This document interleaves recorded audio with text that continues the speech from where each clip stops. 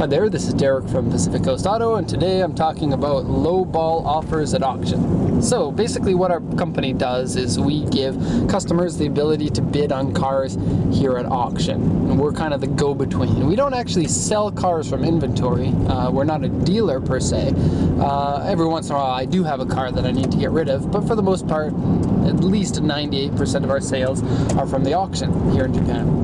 And so customers pick the cars that they want to bid on. They send an email to me and ask for a translation of the auction inspection sheet, which is done by a third party, which is the auction. That was weird. The cars in front of me slowed down all of a sudden, and the car behind me almost hit me. You can see it coming maybe. It's a Land Cruiser. And an Aventador just drove by. This is a kind of an interesting video to start that way. Okay, let's get back to the topic at hand. So, buying at auction, you can get a good deal at the price of the car, depending on what car that you buy and which market segment that car is, both here in Japan and in your home country. And it's a little bit complicated and convoluted, but in order to make it simple, I'm just going to gloss over that part. And we're going to talk about the fact that a lot of people who want to buy from auction are doing so in order to get a car for a lower price than in their home market. And the price between Japan and your home market depends a lot on if that car is a popular import into your country. You see, some countries like Canada and the US have a very, very, very tiny percentage of the total costs coming from Japan. A fraction of a percentage. But some countries have many of their cars imported from other countries, and Japan is a huge market for some of these countries. I don't know the statistics, but I could think that some countries might be up to 50% imports from Japan.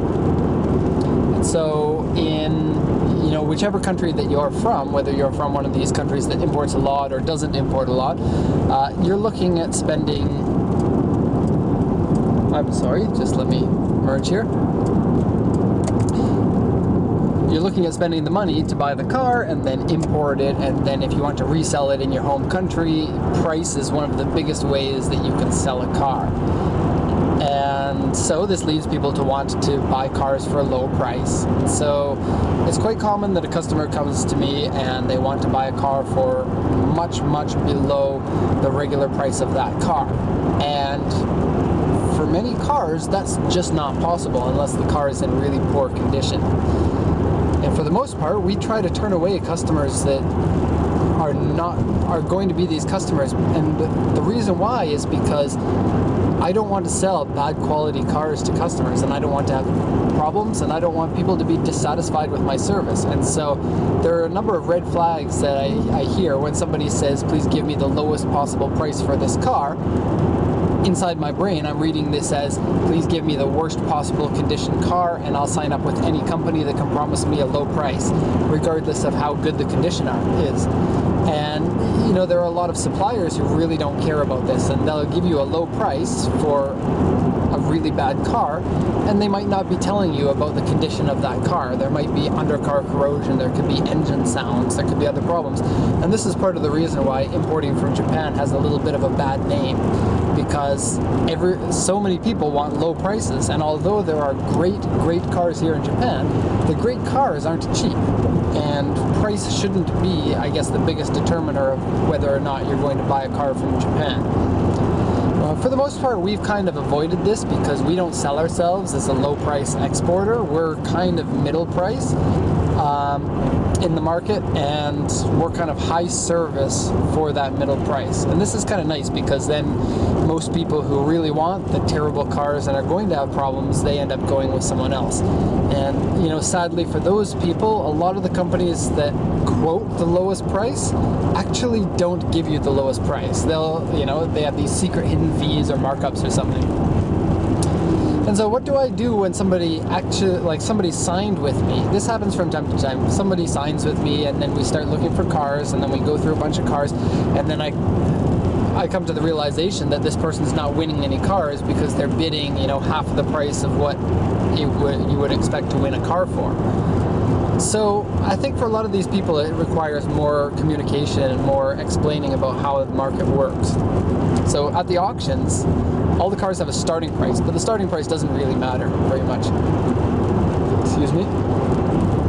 All the cars have a reserve price, and this is a hidden price that nobody knows until we've passed that amount in bidding.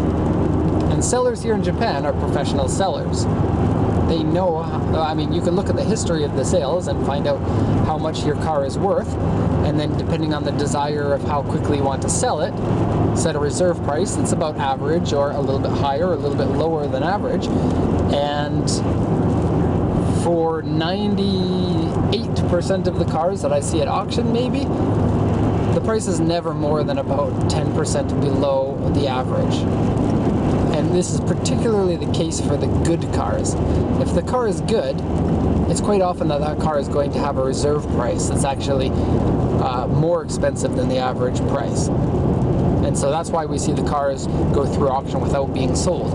If the bids aren't above the reserve price, then the car doesn't get sold. And so what I've found in, the 8 years or so that I've been doing this is a lot of the times when customers have problems with cars, and it does happen, you're buying 10, 15, 20, 30-year-old cars, there's going to be unforeseeable problems with the cars. This happens anywhere you buy a car from, whether it's locally and you check out the car in detail, or whether you buy from auction, you still have to worry about unforeseen problems with the cars. And most of the time when I've got unforeseen problems with the car, it's due to the fact that we won that car for quite a bit below the average. And for most of the people that we win the cars at that price, it's because those customers are only buying the cars that are much below average. And so the story, or I guess the moral of the story is, if you're looking for a really low price car and all you're doing is bidding on really low prices, or not really bidding on low price cars, but bidding too low for the condition of the car, then you stand a much higher chance of having a car that is terrible and going to cause problems. I don't know if you can see, but the Aventador is right there. Cool. I passed it. I'm faster than a Lamborghini when I'm driving on the highway and driving the speed limit. Okay, so lost my train of thought there.